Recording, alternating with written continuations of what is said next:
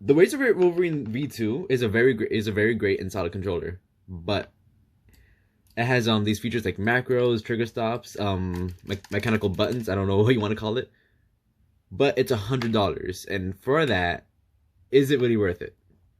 Alright, so first off, let's start off with what you get with the whole $100 package. You get your normal things with the controller. Let me just see if I can, you get your regular ABXY. Obviously, you get your joysticks, but okay, let me just not drag on with that. But the extra things you do get, you get macros here, which I like, but at the same time I don't like. I'll get into that in a little bit. You get trigger stops, which is like a huge plus for me, especially when I'm playing my shooters. You have this like build quality. This build quality right here feels 10 times better than this. Like, don't get me wrong, I love this. The design of this is sexy. I love the two-tone finish. Well, kind of. I wish this was black, but anyway. But that feels like, this feels like nothing compared to this. Like, it's there. Like, that quality is, like, it has amazing build quality. Like, I can't get enough of it. Like, the rubberized grips feel so nice, and like which I was kind of worried about because I had the first Elite controller before, and the rubber grips peeled off, and I broke it trying to fix it. I mean, the controller was still functional, but I broke the function of the paddles in the process of doing that. So, yeah. But it's been like about 2 months and it's fine. So I'm really happy, stoked about that. What else? Yeah, I like, my favorite color is green. Like, my favorite like combo is like black and green, as you can see. I like these things they put here, like, color doesn't have like a Elite Series 2 thing, and I'm pretty sure if they did, it'd be like $300. So like, that's not. But this, what color is, they pretty much paint your stuff for you. But this, I like the accents. I like the green accents. Like, the build quality is like, and I'm pretty sure this comes with the build quality too. The button clicking. I like that. I really like the clicky, the tactileness, right? The tactility, right? I don't know I don't know the word. Apparently I don't know English. Almost 18, but I like that. I really like this. Like,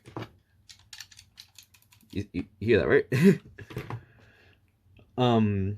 But build quality aside, it has trigger stops, which is really like crucial, especially when you're playing like a competitive shooter. Like, obviously you want that on. It what it pretty much does is like, it stops it sooner, so like it actuates faster. So let's see, if it's off, it has to go all the way down to activate. Stops right there. I love that. I love that about this controller. Like, that's like one thing I absolutely want in a controller when I'm using it. And yeah, as far as trigger stops go, that's it. That's what it's supposed to do. Like, I don't know how how in depth you can get into with trigger stops. And yeah, it holds out really well. And the feature, like the next feature is the macros, the M1 and M2. That's what it's titled. All right, this is like probably gonna be the longest segment. I both love and hate it at the same time. I love the idea of having macros. I love being able to use them. Like, let's say like you're not well, I play claw, so I don't really need macros, but like, it's still nice to have. But it's nice to have that there. Like, like, you're about to do something, you don't think you'll make it in time, your finger's already on it, boom, that's it. But notice how it's here and not here. That's what I don't like about it. Like, it's kind of an awkward position to put it in. I don't know why Razer would do that.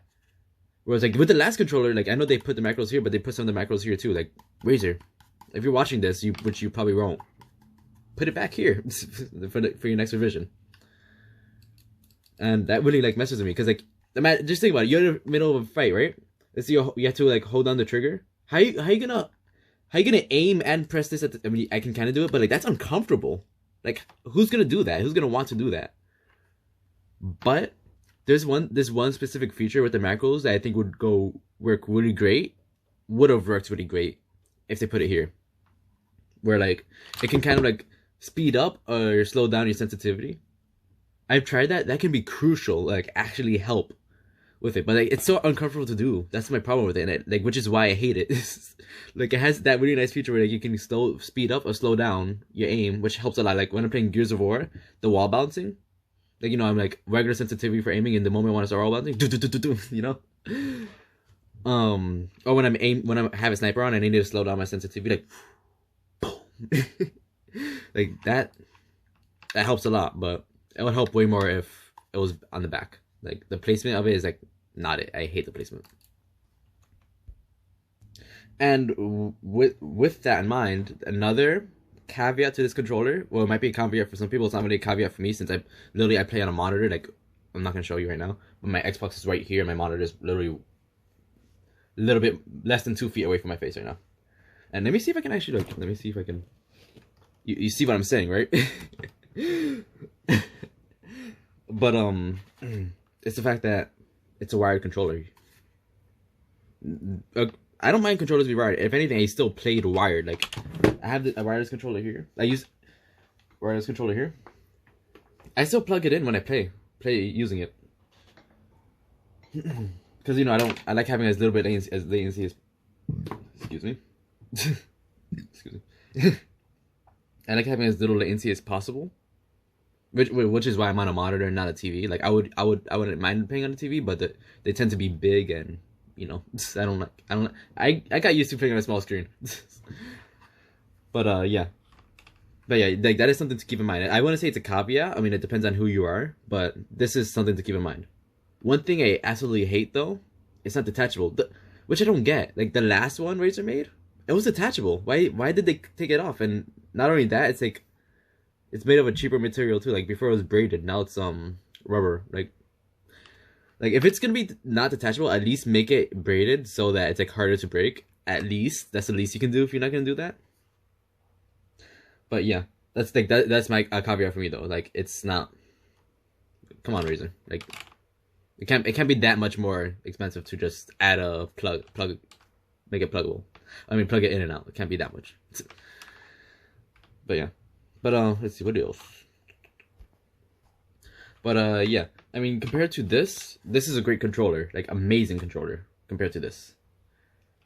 But I still find myself using this controller, especially when I'm playing a game like Dragon Ball FighterZ or Mortal Kombat, because of the I mentioned this a couple of videos ago actually. The D-pad. The D-pad on this is still 10 times better than this. Because like, okay, the D-pad, you know, it's fine on this, right? Like, it's fine if you're using a shooter. If you're in a shooter, you need a, like, locate spot, like you're using Apex, like an Apex or whatever. But my friend actually told me this. Like, like, meaning, the same problem I had with the Xbox controller and my other controller from Hori, it fat fingers, pretty much where, like, I press down and then, like, I go do another one while I'm, like, in a fighting game. So, like, this is not good for, like, things. I think it's the pivot. Like, this is video I saw. I'll try to link it down if I can find it. There's no like the pivot here isn't all that great. So like, it's just like, how can I say this? It's just, I don't know how to say it, but pretty much what happens is like you press something, and you like, let's say you go diagonal, it does the diagonal, like for some reason it goes up or something like that. I don't know. It's weird. Maybe it got not up, but just it just doesn't do what it's supposed to do when it's supposed to do it. If that makes sense. But yeah, so like when I play games like FighterZ, Street Fighter, all that, I'm always going back to this because of the D-pad, which kind of sucks because like I really like how this controller feels and all of that. Like I like how it feels. I like the build quality. I like everything about this controller except for this and the fact that I can't take it off. And it sucks that I can't do that. It's just like, So which makes me go back to the original question: is it worth it? Well, not really. Like, I love this controller, don't get me wrong, but for the price and... Alright. I don't have it on hand, but I'll try to do a video on it soon. PowerA made a controller. A pro controller, right? The build quality is nowhere near as good as this. I'm pretty sure that's what Razer did. Like, if build quality is your main thing, then obviously go for it. But, look.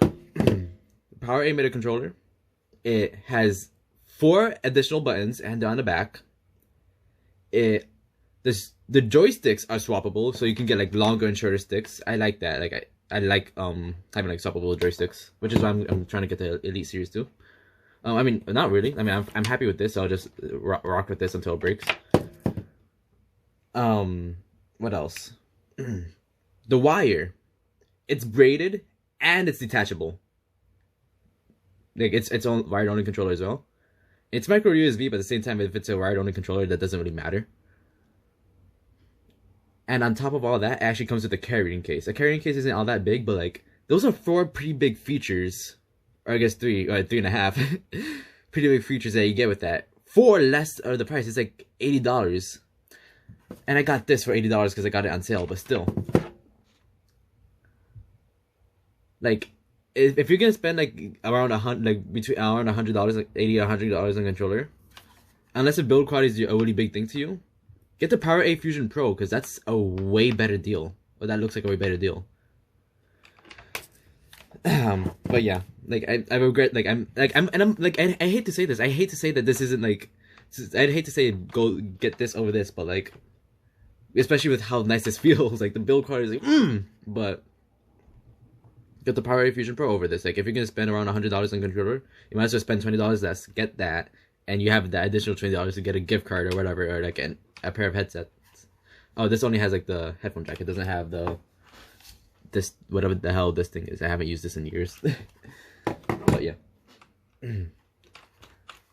But yeah, that's pretty much it as far as that controller goes. That, or spend the extra like what, $80 and get the Elite Series 2, and that has all the bells and whistles you can possibly ask for in a controller, aside from the whole sensitivity switch. But at the same time, I don't see a lot of people using that. But it does come in clutch, so who knows? And that has way more customizability. Like you can switch the tension, all that, and the joysticks and all that. But yeah, like I'll still link this down. If you want to get this, go ahead, be my guest. But that $100 can be better spent elsewhere, and you'll actually spend less money on the Power A Fusion Pro if you end up getting that instead. But yeah, I mean the Power A Fusion Pro I felt it feels cheaper, like a little bit cheaper, but like when you're playing, you're not really gonna notice that. So it's like, eh. But yeah, if you play fighting games, if you play a lot of fighting games, don't get this unless if you play shooters too. If if you're really worried about like, you know, best dollar per dollar bang for buck, get the Power A Fusion Pro. That's way better. For that, it's literally an Elite Series 2, but without the tension and without the wireless feature. That's literally what it is. Like, get that instead. I should have gotten that instead, to be honest. But yeah, so unless the brand name is really important to you, get the Power A.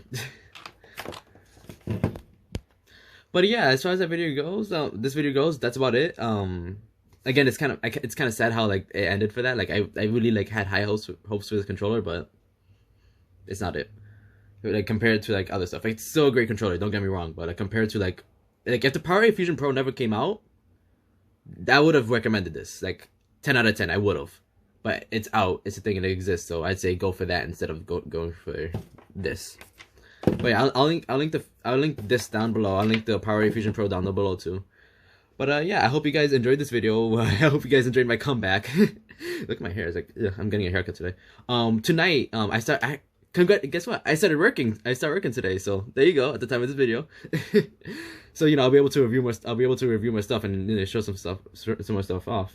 No, not show off. No, I'm not trying to be that guy.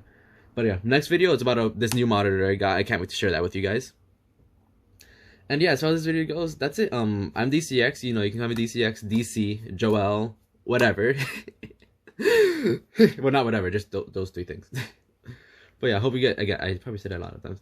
I hope you guys enjoyed this video. I'm really stoked. I'm still really stoked about the last video. That video hit 1K views. I'm like, what are you stoked? Like, what the heck? But yeah, I'm glad to be back. I can't wait to make more videos with you guys. I'll stream later tonight, probably around like 5 or 7. Like around that time, like 7 or 5 p.m. EST. But yeah, it's great to be back. I'll catch you guys in the next one. Oh, join my Discord too. I'm gonna try to revive that Discord too. But yeah, peace.